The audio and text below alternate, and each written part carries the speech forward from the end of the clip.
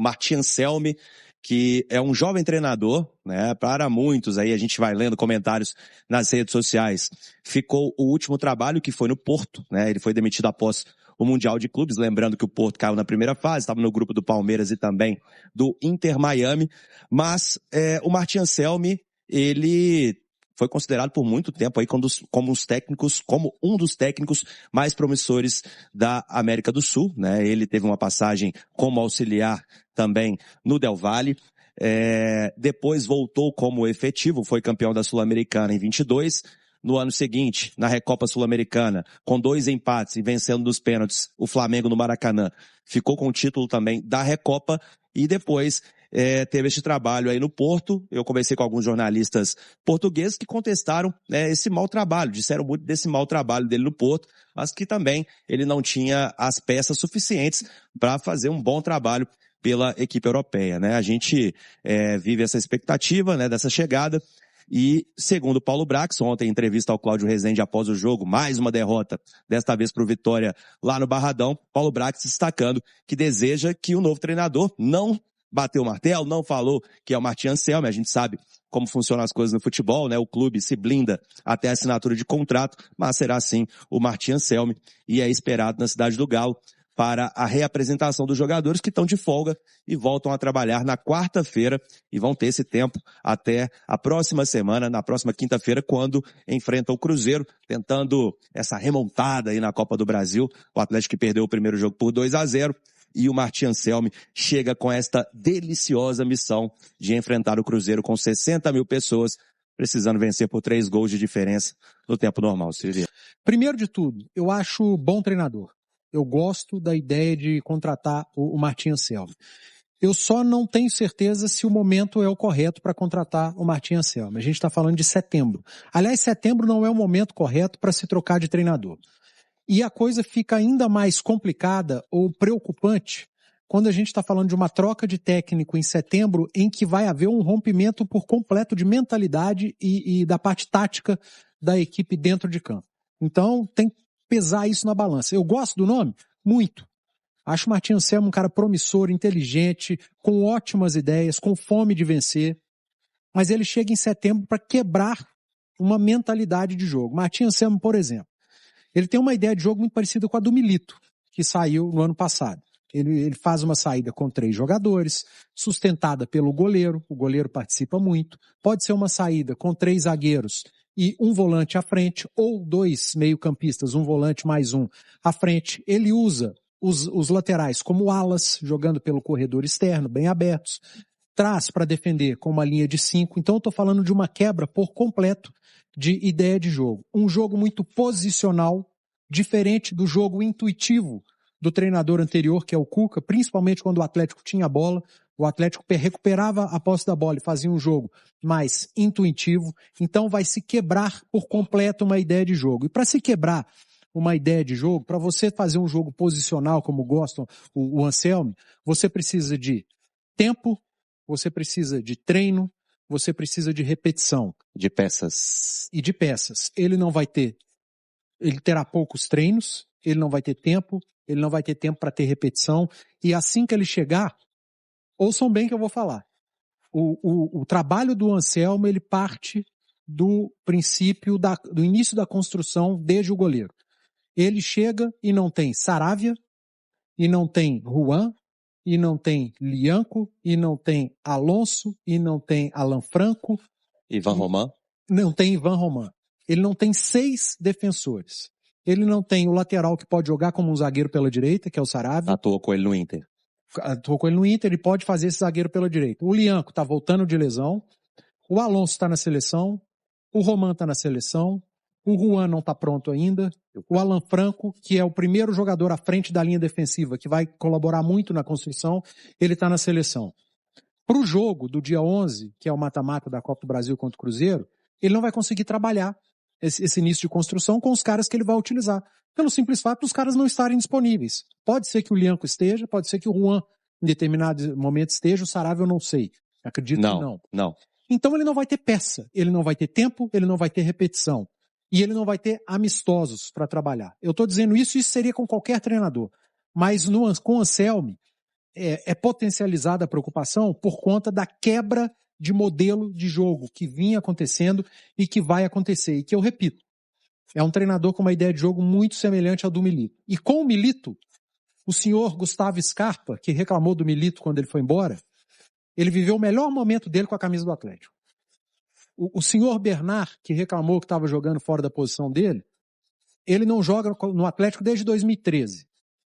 E outros jogadores que, quando o treinador saiu, reclamaram, não estão jogando absolutamente nada. Aliás, Hulk, seu último melhor momento com a camisa do Atlético, também foi com o treinador do ano passado, que levou o Atlético a uma final de Copa Libertadores, a uma final de Copa do Brasil, e não teve 1/3 da paciência que tiveram com o Cuca, e eu sei que a história do Cuca colabora para isso, mas o desempenho do Atlético do Cuca é infinitamente pior, mas assim, não é pouco não, é muito pior do que o do Milito, mas com o Cuca tiveram uma paciência que não tiveram com o treinador anterior, que teve problemas, fez um campeonato brasileiro ruim, com time misto e reserva, o do Cuca é pior com o time titular, levou o Atlético à primeira colocação na fase de grupos do grupo dele e a segunda geral, levou o Atlético à final da Libertadores, à final da Copa do Brasil e tomou porrada o ano inteiro. Fez bobagem também, né? Fez muita bobagem, principalmente nas finais, mas eu tô comparando com o trabalho atual. Não, o brasileiro também, achando que dá pra jogar do mesmo jeito com 15 jogadores no elenco. Mas não tomou 1/3 da porrada, aliás, o Cuca não tomou 1/3 da porrada que ele tomou. O Milito foi marretado o ano inteiro, até com desrespeito em certos momentos. Pro Cuca, mas coitado do Cuca também, né? Nossa, então, houve um exagero lá atrás também, com o treinador do ano passado, fez um trabalho muito, muito melhor do que o do Cuca, e que também não foi um grande trabalho, teve seus problemas, principalmente no ponto principal, que foram as duas finais em que o Milito talvez tenha sido o grande responsável pela perda em Buenos Aires e pela perda no Maracanã, aqueles 3-1. Mas eu estou dizendo a diferença de cobrança, que foi para um técnico e para outro. E se preparem, porque o trabalho é muito parecido mesmo. Dificilmente o Anselmi terá um curto prazo pior que o do Leonardo Jardim no Cruzeiro. Os primeiros 10 jogos do Jardim no Cruzeiro, ele ganhou 2, perdeu 5, empatou 3. Foi eliminado na semifinal do Campeonato Mineiro pelo América, que tinha um time melhor, mas hoje é vice-lanterna da Série B do Campeonato Brasileiro, né? No início do Campeonato da Copa Sul-Americana ali, o Cruzeiro acumulou insucessos. Até que ele teve a chance, a oportunidade, o direito, sei lá o quê, de tratar a coisa da maneira que ele pensa. Eu concordo com muitas das coisas que o Edu falou, e eu acho que talvez possa ter faltado esse respaldo ao Milito no ano passado, sabe? O Milito talvez possa não ter tido o respaldo que o Jardim teve para poder fazer as coisas da maneira dele. A gente precisa entender que o treinador argentino que chega, ele vem de uma cultura de um futebol completamente diferente. Primeiro que o rebaixamento na Argentina é totalmente diferente daqui, né? O time para cair lá, mas tem que fazer muita força mesmo. Tem ano que nem cai, né? Tem nem ano que eles viram a mesa lá esforço, e não cai. Aí foi passado recente agora, não sei se foi, tem 1, 2 anos aí. Acaba o rebaixamento. Não vai cair ninguém não, vão passar para 28, 30. Né?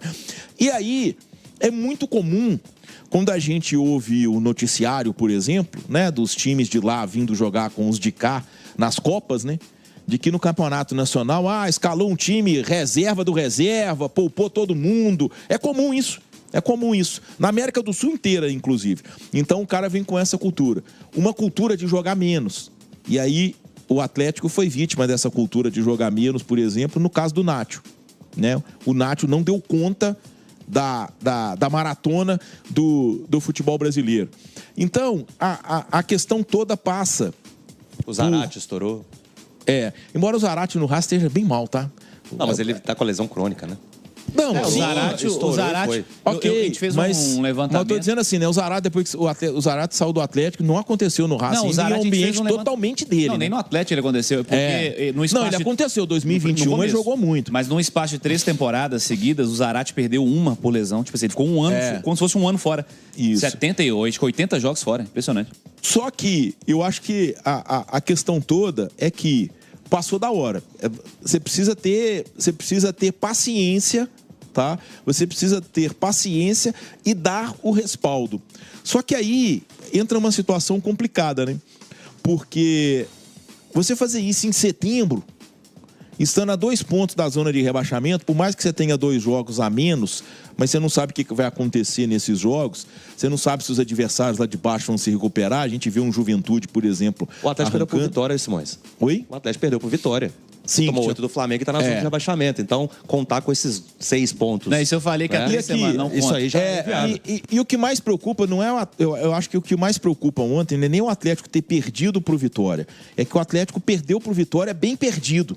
Né? No segundo tempo ali, o Everson chegou a salvar de novo ali. E o nível técnico do Vitória é muito baixo, né?